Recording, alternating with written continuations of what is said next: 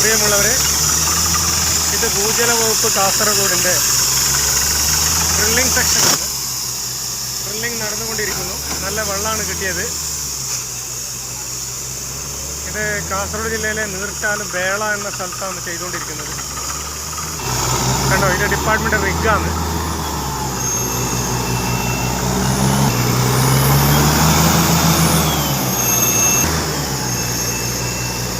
Department കാർഷിക ആവശ്യത്തിനായി 50% സബ്സിഡിയിൽ കുഴൽക്കിണർ നിർമ്മിച്ചു കൊടുക്കുന്നുണ്ട്.